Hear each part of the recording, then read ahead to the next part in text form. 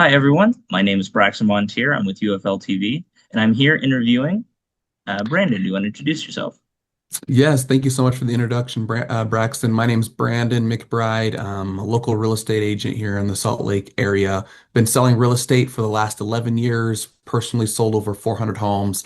Um, Three kids, twins on the way, which is exciting for us. And I grew up in a small town near Preston, Idaho, where Napoleon Dynamite was filmed. So that's kind of my claim to fame. So yeah, that's a little bit about myself, Braxton. Wonderful. Well, I have some questions for you about divorce and real estate and how that all kind of fits together. So, what is your experience with real estate as it relates to divorce? I guess I might be a good candidate, Braxton, because I've personally gone through a divorce and had to sell real estate at the same time. And so it's a very difficult time for people, very high emotions, very high stress. And then you've got this asset that you need to kind of figure out what you're going to be doing with it. And so typically what I find is, like I mentioned, stress is high, emotions are high, and they need some recommendations from somebody to kind of help them along the way. And that's something I wish that I kind of had when I was going through my divorce. And so I feel like I'm maybe someone that can understand both sides of it because I've personally gone through a divorce myself. Wonderful. Is it hard to sell a house that was an asset in a divorce? The short answer is yes and no. If both sides are being very amicable and can work together and can help facilitate the transaction, it can be relatively seamless as long as both parties are on the same page, and both attorneys are on the same page. But if they're not, or attorneys are not on the same page, then it can be very difficult because one party is wanting to do one thing, the other party is wanting to do the other thing, and it can be very difficult. Typically, though, what I find is if somebody is going through a divorce and they have a divorce decree that has been complete, typically that decree is going to outline the steps in which they need to take to list and sell their home. So if there is a divorce decree in place, typically I find it being a little bit simpler, a little bit easier because the divorce decree kind of tells you what you need to do. But if it's Hmm, prior to the divorce decree, then it can be a little bit difficult, especially if both sides are not on the same page. that makes sense. What are the common pitfalls that people can fall into during the selling process of a house for their divorce? Yeah, I mean the biggest thing that I generally find as the biggest pitfalls is pricing, Yeah. understanding what price points each party wants to be at. So typically I find one party wants to list their home maybe above market value. The other party's like, hey, let's list it at market value so it markets and sells. The other thing that I typically find is possession and inclusion. So when I mean possession, typically when you sell a home, there can be negotiated a period of time where the home is sold and you can remain in the property. So sometimes that becomes a pitfall. The other thing would be included items, whether that's a washer, a dryer, a refrigerator, or some sort of inclusion like that. Those are typically the biggest things, but generally it comes down to the price point that each party wants to list the home for. The last thing that I'll maybe mention is typically what I find is when folks are going through a divorce, one party has moved out, one party lives in the home. And when that happens, the person that's in the home generally is going to be left with a little bit more work to be done, as they will likely be the person prepping the home, dealing with the showings, dealing with getting the home ready. And that can be a little bit more cumbersome. And so that's where I come in is to try to streamline that process, have you meet with my stager and kind of work through the staging process, making sure that we're taking professional photos so your home shows the best and to try to alleviate as much stress as possible for both parties. But those are the common pitfalls I typically see. Okay. Has there ever been a time where the parties in a divorce case have actively worked against you during the selling process, and how did you handle that? Yeah, I have an example I'm actually dealing with right now where the parties are kind of working against me, but the attorneys and how they had it outlined in the divorce decree was to work with me as their real estate agent. And so really what it comes down to at that point, Braxton, is we fall back on just to what the divorce decree says. So again, emotions are going to be high, frustrations are going to be high, and that's understandable because I felt the exact same way during my divorce, but we just kind of have fallen back on, okay, What you're saying is valid. Your emotions and feelings are 100% valid. Now we just need to remember what are the facts and what is the divorce decree stating, and there's a timeline that divorce decree has that we need to follow. And so we just kind of fall back on the divorce decree. And the other thing that kind of mentioned on that, Braxton, is the title company here in Utah. We typically use a title company to help facilitate transactions. They're also going to fall back on that divorce decree as well. So that's going to kind of help alleviate some of the pitfalls and challenges and hurdles we're going to jump over because the divorce decree will tell us what we kind of need to do.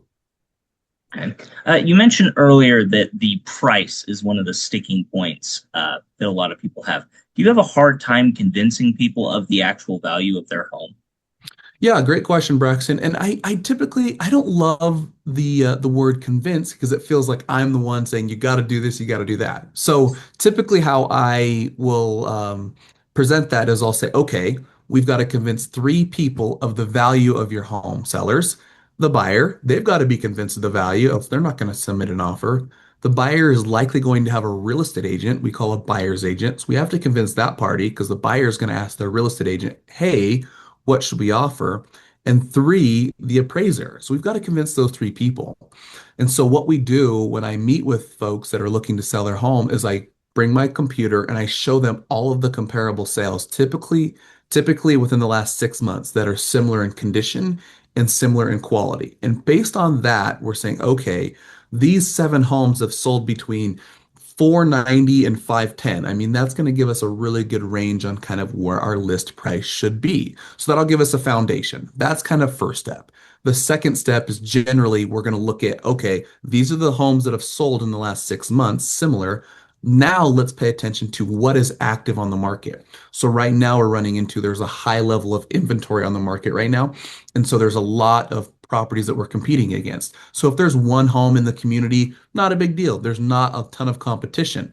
If Yeah. there's 75 homes in the community, which happens more frequently than you would think within a mile or two radius, 75 Wow. homes being available, that's pretty common. Then we need to say, okay, 490 to 510 is kind of the price, but there's 75 other homes that we need to compare that we're competing against. We need to factor that in. And then the last thing is obviously we are going to market your property. So we spend, 20 to $23,000 a month in marketing to market and sell our clients' homes. So we sell over 100 homes a year. And so what that allows us to do is generate a ton of activity and showings. And what we do, Braxton, is based on the feedback, based on the activity, based on the marketing, we are going to know, okay, we have generated 30, 50, 80,000 views on your house, and we only have one showing. And that one showing gave us feedback that they felt like we were overpriced and there's other homes that were more compelling than our home. So based on the data, we're going to say, okay, it's not me convincing. It's like, hey, no, look, here's the information, here's the facts. Based on the data, we need to make an adjustment based on what the market's yielding. And then obviously we'll look at interest rates. So that's typically how we would want to have that conversation is provide the information to the client so they can make an educated decision like, okay, yeah, you're kind of making sense. Like, okay, we're priced here, we're not getting the feedback, but we're getting activity. We're probably above where the market's yielding today. So that's kind of how we approach it. Wonderful.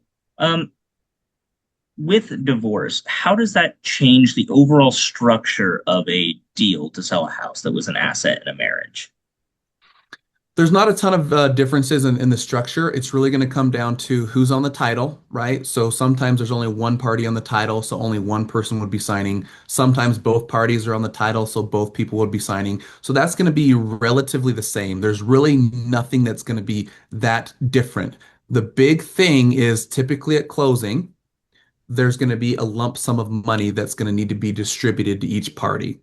Again, falling back to the divorce decree, it might be 50-50. It might be 70-30. It might be 80-20. However that's structured, we work with a title company that's going to say, okay, based on the decree, it's 50-50. So you're making $100,000 total equity.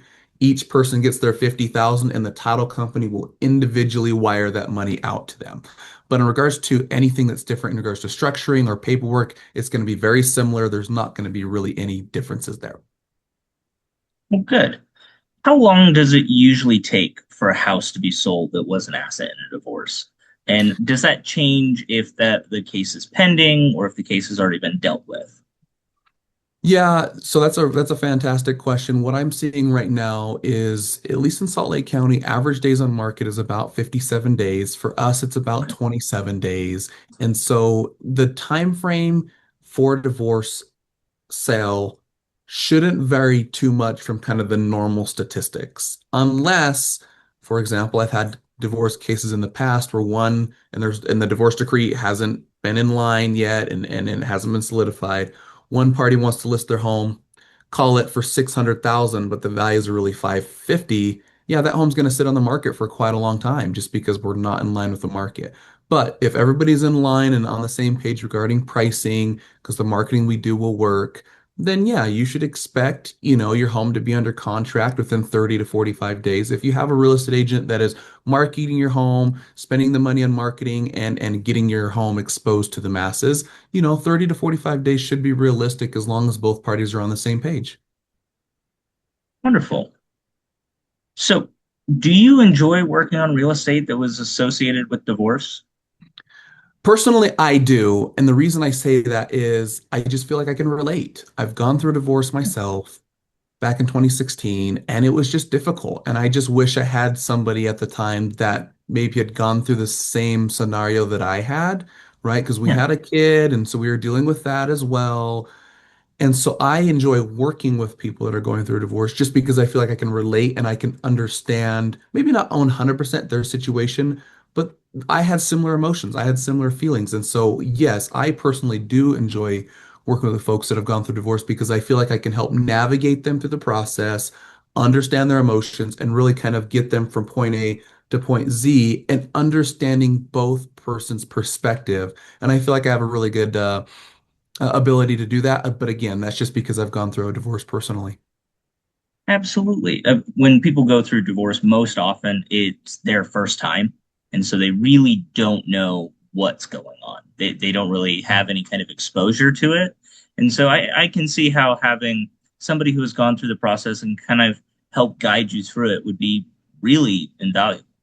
Sure, sure. And I agree. I just feel like it's selling a house and buying a house, whatever you're doing, it's in a very emotional process and it's stressful. It's one of the top 10 most stressful things, people do. I read an article on that, several years back. At least that's what the article said.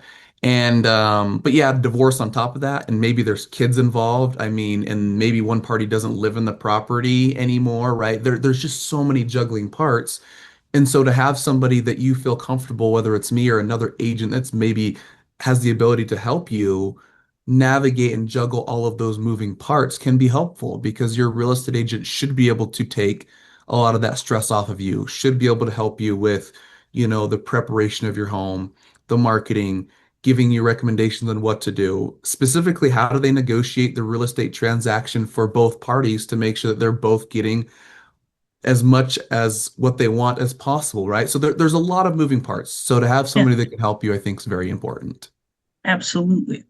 How can people help you during the process of selling their house? What are some of the most useful things that they can do besides, having a divorce decree already?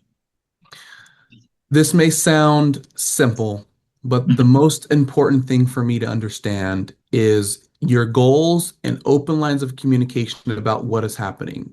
So, for example, I had a client that was going through a divorce, but they didn't let me know that they had to be moved into another property by a certain deadline and certain date. So I was just unaware. I just really need people to be as transparent, as brutally honest as they can, because the more information I have, again, I'm a fiduciary, I'm going to represent them. But the more information I have, the better that I can serve them, whether that's getting them simple contractors, whether that's getting them into another property, helping them, find another place to live, whatever it is. That's probably the biggest thing, Braxton, is I need to understand the situation. I need transparency, and I'll provide Yeah, transparency on my side because now I have all of the information about what's happening in your family, so I can make sure I get you what you want in the time that you want. So that's probably the number one thing. wonderful. Well, that was the last question that I had. If somebody is going through a divorce, where can they find you? How can they get your help? Yeah, that's great. You can reach out to me directly. My phone number is 801-706-8832. You can also go to my website, which is mcbridebrandon.com. That's a great way to connect with me. You can kind of see, what my team and I do. You can also take a look at my social media platforms too. I'm on Instagram, Facebook, and whatnot too. So you can connect with me on those platforms, and I would be happy to answer any questions. Again, it can be just a no fee, no cost consultation just to answer questions. So whether we do business or not, that's totally okay. But again, use me as a resource, ask me questions. I've gone through what you're going through, and it's a tough emotional thing to go through. So use me as a resource and reach out with any questions for sure. Absolutely. All right. Well, thank you so much. You're welcome. Thanks, Braxton.